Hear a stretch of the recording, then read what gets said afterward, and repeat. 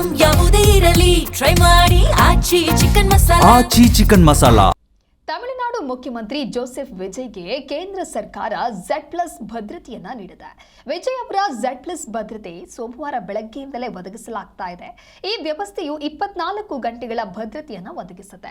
ಇದರಲ್ಲಿ ಅತ್ಯಾಧುನಿಕ MP5 ಶಸ್ತ್ರಾಸ್ತ್ರಗಳನ್ನು ಹೊಂದಿರುವ 55 ಕೇಂದ್ರ ಭದ್ರತಾ ಸಿಬ್ಬಂದಿ ಸೇರಿದ್ದಾರೆ.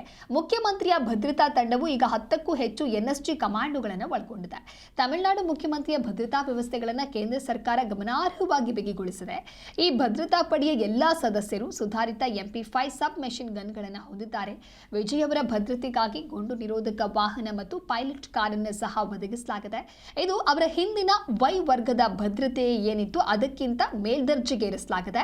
Z+ ಭದ್ರತೆಯು ವಿಐಪಿಗಳಿಗೆ ಒದಗಿಸಲಾದ ಅತ್ಯುನ್ನತ ಮಟ್ಟದ ಸೆಕ್ಯೂರಿಟಿ ಆಗಿದೆ. ಹೆಚ್ಚಿನ ಜೀವ ಅಪಾಯದಲ್ಲಿರುವಂತಹ ನಾಯಕರು ಮತ್ತು ಪ್ರಮುಖ ರಾಜಕೀಯ ವ್ಯಕ್ತಿಗಳಿಗೆ ಈ ಒಂದು ಭದ್ರತೆಯನ್ನು ಒದಗಿಸಲಾಗುತ್ತೆ. ಈ ಪ್ರೋಟೋಕಾಲ್ ಅಡಿಯಲ್ಲಿ 36 ಕಮಾಂಡೋಗಳು, ಸುಧಾರಿತ ಶಸ್ತ್ರಾಸ್ತ್ರಗಳು ಮತ್ತು ಗುಂಡು ನಿರೋಧಕ ವಾಹನವನ್ನು ನಿಯೋಜನೆ ಮಾಡಲಾಗಿದೆ. ಸೋಮವಾರ ನಡೆದ 17ನೇ ವಿಧಾನಸಭೆಯ ಉದ್ಘಾಟನಾ ಅಧಿವೇಶನದಲ್ಲಿ ವಿಜಯ್ ಭಾಗಿಯಾಗಿರುತ್ತಾರೆ.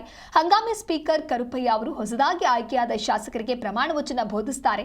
ಪೆರಂಬೂರು ಕ್ಷೇತ್ರವನ್ನು ಪ್ರತಿನಿಧಿಸುವ ಶಾಸಕರಾಗಿ ವಿಜಯ್ ಪ್ರಮಾಣ ವಚನವನ್ನು ಸ್ವೀಕರಿಸಿದ್ದಾರೆ.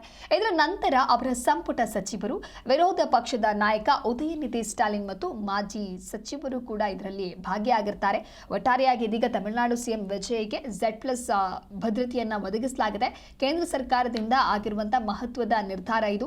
VVIPಗಳಿಗೆ ಅತ್ಯುನ್ನತ ಮಟ್ಟದ ಭದ್ರತೆಯನ್ನ ಏನು ಒದಗಿಸಲಾಗುತ್ತೆ ಅದೇ ರೀತಿಯಾಗಿ ಹಿಂದಿನ Y ವರ್ಗದ ಭದ್ರತೆ ಏನಿತ್ತು ಅದಕ್ಕಿಂತ ಮೇಲ್ದರ್ಜೆಗೆ ಏರಿಸಲಾಗಿದೆ.